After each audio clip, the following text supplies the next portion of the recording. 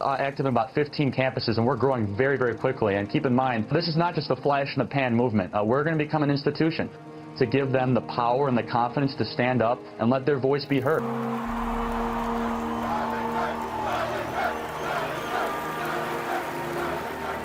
We as Christians are called to go into the public arena to correct error with truth. So I go to college campuses and there's a lot of error. We're all sinners. We all live in error.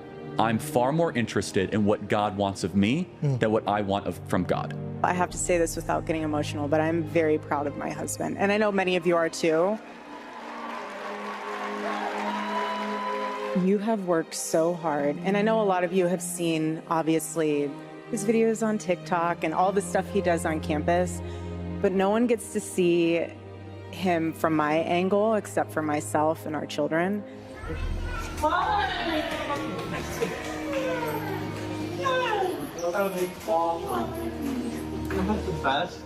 And the sacrifices that he made this year, he's amazing. I'm very blessed. And I would not have been able to do any of it without Erica. And that's the real truth. I'll tell you what.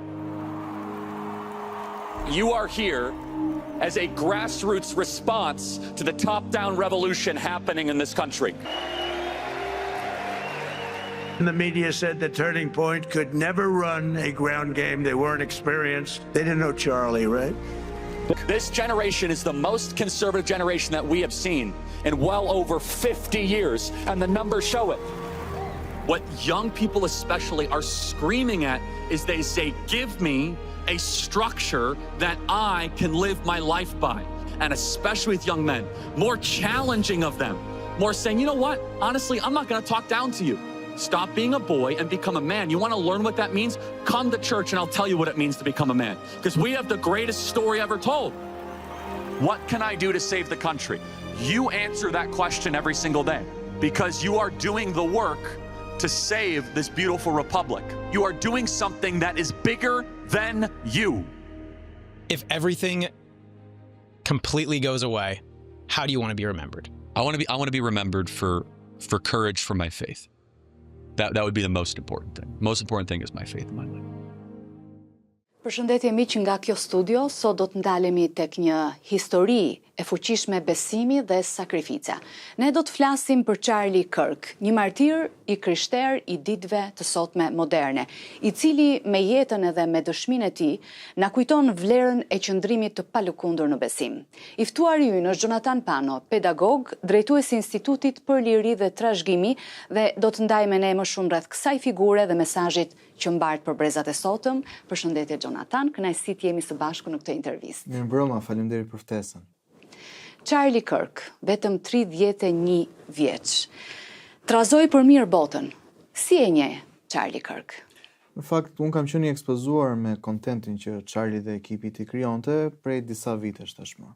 Ka qenë një nga ato figurat më kryesore të konservatorizmit tek të rinj dhe ishte një figurë frymëzuese jo vetëm për mua, por dhe shumë të rinj gjithashtu.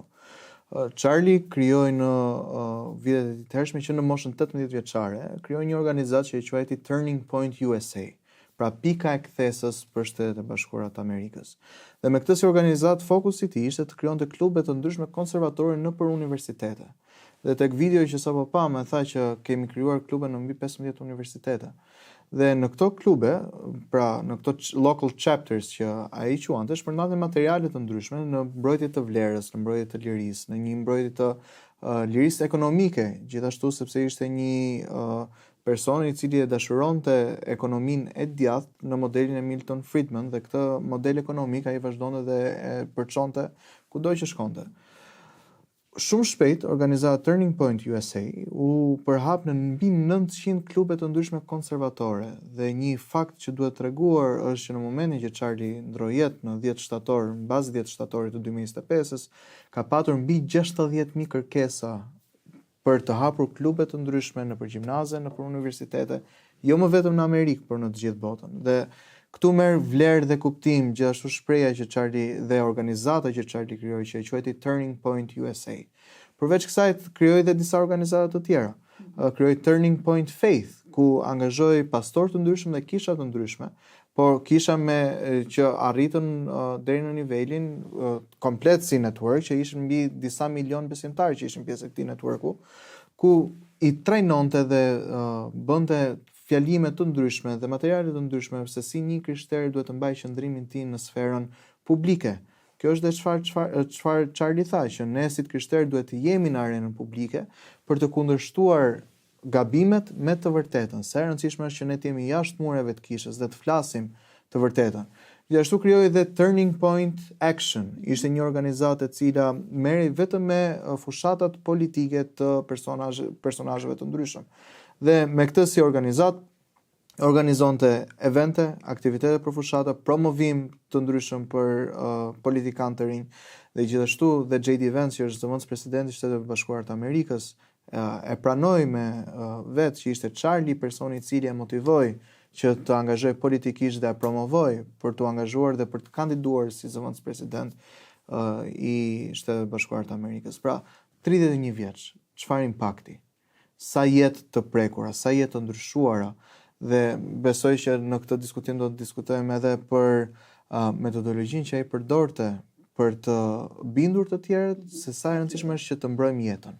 Për aq sa e ke njohur Charlie Kirk përmes botës së ekranit, të rrjeteve sociale, çfarë të ka bërë më shumë përshtypje në tërë figurën e tij, në karakterin e tij? Guximi.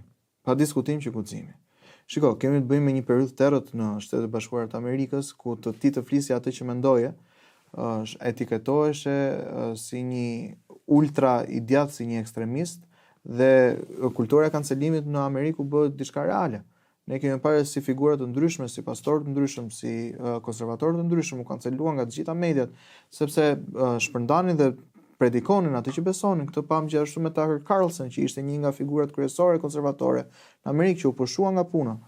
Por Charlie nuk ishte frikë të thoshte të vërtetën, dhe në një nga intervistat e tij e ka thënë që unë e di, ka thënë që në një moment mua kjo mund të më kushtoj dhe jetën, por unë dua të vërtetën më shumë se sa jetën time. Pra guximi për të folur të vërtetën dhe për të ndarë besimin tënë me të gjithë botën. Dhe si e vlerësoni ju këtë qëndrim të tij për të dalur hapur publikisht për ungjillin? Është brenda emrit të organizatës Turning Point. Kjo është pika e kthesës. Pra, kur ti je i gatshëm që të sakrifikosh çdo gjë dhe të paguash çmimin për të vërtetën, kjo është pika e kthesës dhe kjo është çfarë gjithashtu Charlie ka dëshmuar. Ne kemi parë në Shqipëri tani, pra mbas vdekjes së Charlie, mbas vrasjes së Charlie, kemi marrë kërkesën nga 2 universitete të ndryshme që të krijojmë klube konservatore nëpër këto universitete. Por çfarë do të thotë kjo? Charlie beson fort që universiteti është fushë betejë ideologjike, sepse në universitet është momenti që një i ri apo një e re merr formimin ideologjik se në cilën pikë do të qëndroj. Dhe ka shumë të rinj që mund mendojnë që mund të jenë të majt, por kur vjen momenti që mbarojnë universitetin, aty kuptojnë se çfarë do të thotë të paguash taksa, çfarë do të thotë ideologjia gjinore, çfarë do të thotë pjesa e mbrojtjes së jetës, lufta për lirinë e fjalës apo trashëgimia kulturore.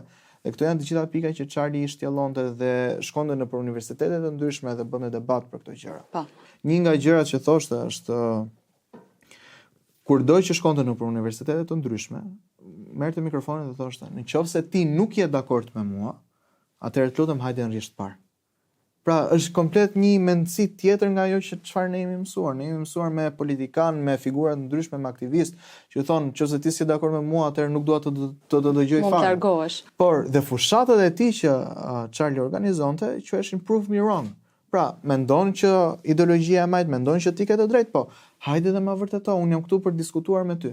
Dhe kjo është demokracia e vërtet, kjo është liria e fjalës, që nëse ti ke një mendim ndryshe, atëherë mikrofonin e ke gati, merre mikrofonin, hajde diskutojmë. Dhe kjo është ajo çfarë trazoi shpirtrat e shumë njerëzve që nuk ishin dakord me Charlin dhe arritën në pikën që shkuan dhe u bë veprimi ekstrem. Dhe kjo është kundërshton gjithashtu e majtë me të djathtën. Ne e pam kur George Floyd ndroi jetë dhe u vra. Në Amerikë desh plasë një luftë civile. Pra pati djegje masive, pati looting, pra grupimet caktuara që shkonin dhe thyenin argjendari, dyqane, biznese, pati një lloj diskriminimi ndaj të bardhëve dhe ty duhet të vinte turp që ishe i bardh. Por çfarë ndodhi kur u vra Charlie Kirk? Nuk pati as dhunë, nuk pati as djegje, nuk pati as vrasje, nuk pati as mosbindje civile, nuk pati as dhunë, por kishte një rritje me rreth 170% të pjesëmarrjes në për kisha të ndryshme. Njerëzit ju kthyen lutjes, njerëzit ju kthyen diskutimit, ju kthyen dialogut. Dhe Ben Shapiro, i cili është një nga këta aktivistët e tjerë konservator, thonë do ta marr atë mikrofonin e gjakosur të Charlie Kirk dhe nga një Charlie do të jenë bërë miliona Charlie të tjerë.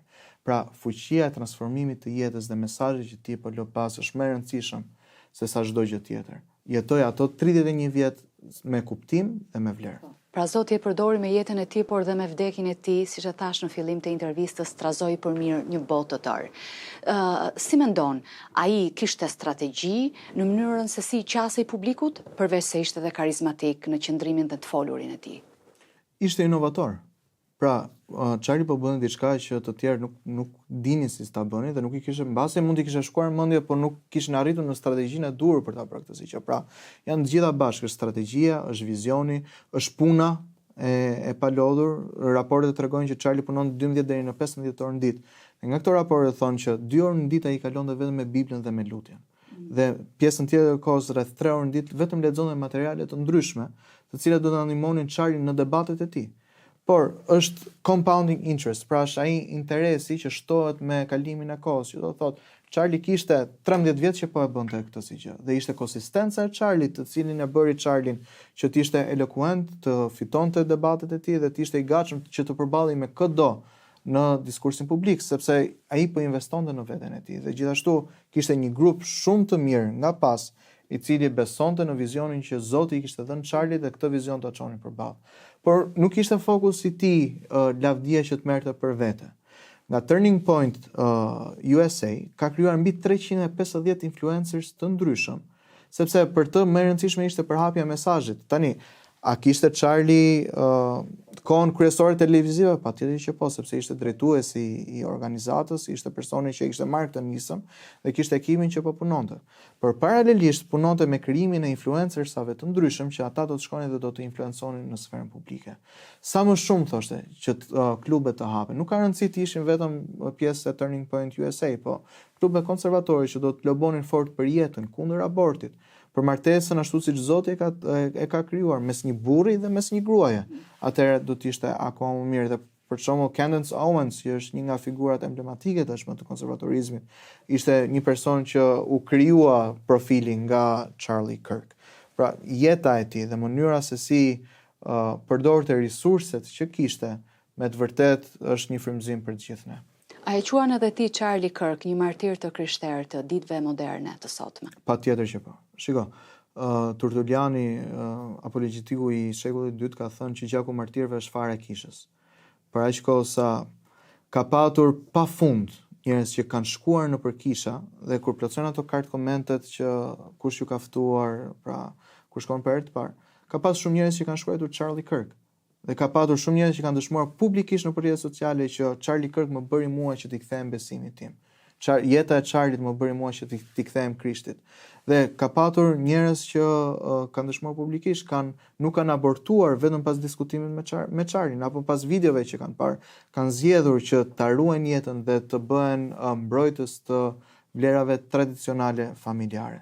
Patjetër që Charlie do të krahasohej me një nga personat e quajti Charlie Kirk si John Paxson.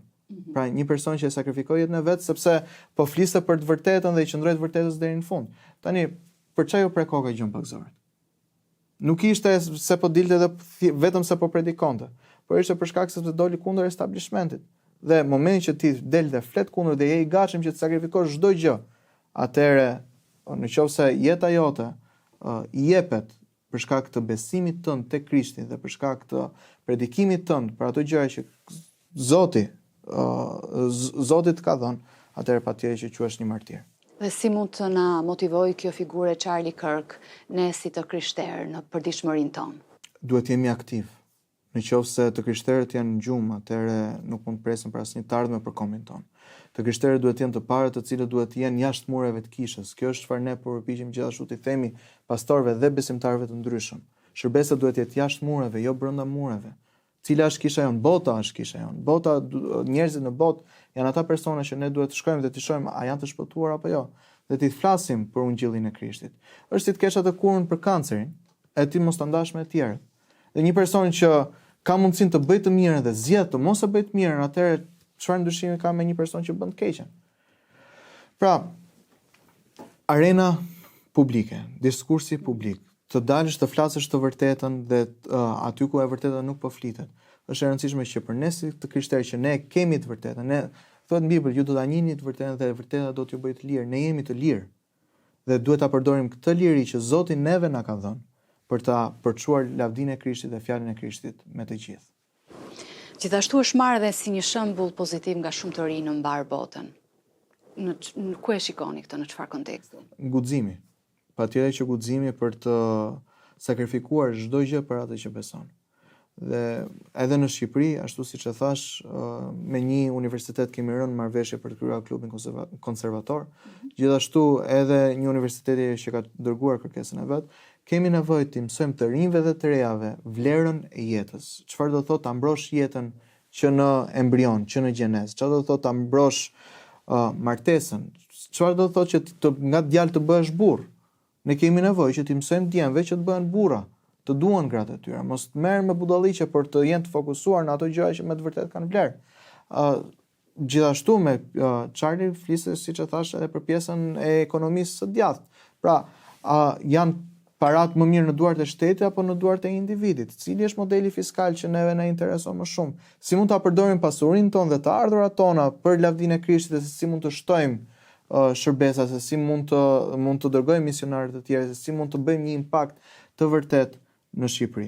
Kemi dërguar kërkesën tonë për bashkëpunim me Turning Point USA, gjithashtu për të marrë materialet e ndryshme dhe dua t'i nxis të gjithë të rinj të krishterë që mos të jenë në gjumë, por të jenë aktiv, për të folur vetëm të vërtetën dhe ato dhurate që Zoti neve na ka dhënë, t'i përdorim në maksimum për lavdinë e Tij. Qofshim aroma e mirë e Krishtit në këtë vend. Le të kthehemi pak tek ai momenti i dhimbjes për familjarët dhe miqtë e tij. Çfarë të bëri përshtypje gjatë funeralit? Në një sallë të madhe madhështore, në një koncert ku adhuroi Zoti. Me thënë drejtën, nuk kisha parë ndonjëherë asnjë aktivitet që të kishte figura të tilla qeveritare që të gjithë të flisin për besimin. Ne kemi Donald Trump që e quajti Charlie Kirk, e quajti martir. Kemi J.D. Vance që gjithashtu e tha publikisht që Charlie pothuajse çdo ditë i dërgonte J.D. Vance-it vargje të ndryshme nga Bibla dhe inkurajonte e mbante në llogari që a ke lexuar Biblën sot. A kemi ne guximin apo kurajon që t'i shkruajmë kryeministrit të vendit, a ke lexuar Biblën sot? Pra çfarë marrëdhënie duhet kesh? Kemi Tucker Carlsonin që tha Charlie ishte i guximshëm dhe i pa trembur deri në fund. Kemi Donald Trump Jr. që tha ne jemi të gjithë Charlie. Kemi Caroline Levitt që e krahasoi me te Kennedy Center më përpara i tha që Charlie ishte një person i cili fliste të vërtetën dhe vetëm të vërtetën. Pra, personazhe të ndryshëm që nuk ishin frikë të tregonin gjithashtu për besimin e tyre dhe si Charlie dhe si Krishti kishte ndryshuar jetën e tyre. Por më shumë nga të gjitha ishte gruaja e Charlit që tha, Krishti ne na mëson që jo të urrejmë por të duam dhe unë kam falur vrasjen në burrin tim. Sa mesazh i fuqishëm është. Nëse Erika do të thoshte në atë moment që i nxis të gjithë personat që të dalin kundër ekstremistëve të majt, kundër wokistëve, kundër Tyler Robinson që ka bërë vrasjen dhe të bëhen të dhunshëm. Çfarë mendoni që do kishte ndodhur? Amerika do kishte shpërthyer. Nxitje negative. Është zëri një gruaje të ve që bashkë me fëmijët e saj pa burrin që vdiq, që u vra, ndërkohë që po fliste në një universitet. Por në mes të gjithave, Erika zgjodhi të thoshte unë e kam falur vrasjen e burrit tim. Dhe mesazhi i faljes, ashtu si Krishti na mësoi, ashtu si Krishti fali, na mësoi që dhe ne të falim gjithashtu. Pra u përcoll një mesazh shumë i fuqishëm në atë funeral. E thash edhe më parë që Charlie Kirk, ky burr, u përdor nga Zoti dhe pas vdekjes, me mira dëgjuan për Jezusin, dhe u përcoll mesazhi i faljes, siç ti John e theksove që ne duhet falim sepse Jezusi na fali i pari. Cila do të ishte thirrja jote, sepse edhe ti je një djalë që guxon, për gjithë ata që nuk e njohin Jezusin? Jezusi është rruga e vërteta dhe jeta. Dhe kushdo do të besojë në të nuk do të humbas, por do të ketë jetën e përjetshme. Thirrja ime është për ata të rinj që e njohin Krishtin, që mos të kenë turp dhe mos të kenë frikë që këtë të vërtet dhe këtë liri që Krishti na ka dhënë ta përdorim në sferën publike. Sepse ne nuk e dimë sa kohë Zoti na ka dhënë. Mund na ke dhënë 31 vjet, mund na ke dhënë 100 vjet. Po për mua është më mirë 31 vjet me kuptim dhe 31 vjet që miliona të dëgjojnë për emrin e Krishtit dhe të kthehen tek ai, sesa 100 vjet edhe një jetë pa kuptim që në fund fare jeta jote nuk ka bërë asnjë ndryshim. Le të jemi ne ndryshimi. Zoti nuk na ka vendosur kot në Shqipëri. Shiko, Shqipëria është një vend i vogël. Mund të kishim lindur në Indi, mund të kishim lindur në Afrikë. Po për aq kohë sa Zoti na ka vendosur këtu dhe na ka thirrur që të jemi këtu, atëherë ne duhet ta kuptojmë të vërtet qëllimin që Zoti na ka thirrur dhe kur ne kuptojmë qëllimin e Zotit për jetën tonë, atëherë ne kemi filluar që të jetojmë me të vërtet. Lutem që të gjithë të rinjtë dhe të rejat shqiptar ta kuptojnë qëllimin që Zoti ka për ta dhe thirrjen që Zoti ka për ta dhe të jenë të guximshëm që të dalin në sferën publike dhe të bëjnë mbrojtjen e besimit të tyre. Për ta përmbyllur këtë intervistë, John, a beson se do të ketë rizgjime edhe në Shqipëri, ashtu si Charlie Kirk e ndezi flakën e rizgjimit në Shtetet e Bashkuara të Amerikës dhe jo vetëm? Unë lutem që të ketë, por kur po diskutojmë me disa miq brazilian, pra kisha me 30.000 antar, po në 2013 ishin një kishë me 600 antar. Dhe ndërkohë që po diskutojmë me ta se si kisha tyre u rrit dhe çfarë bëri kishën që tritej, i tha, lutja jone vetëm është që kur Zoti të lvizi, ne të jemi pjesë e saj.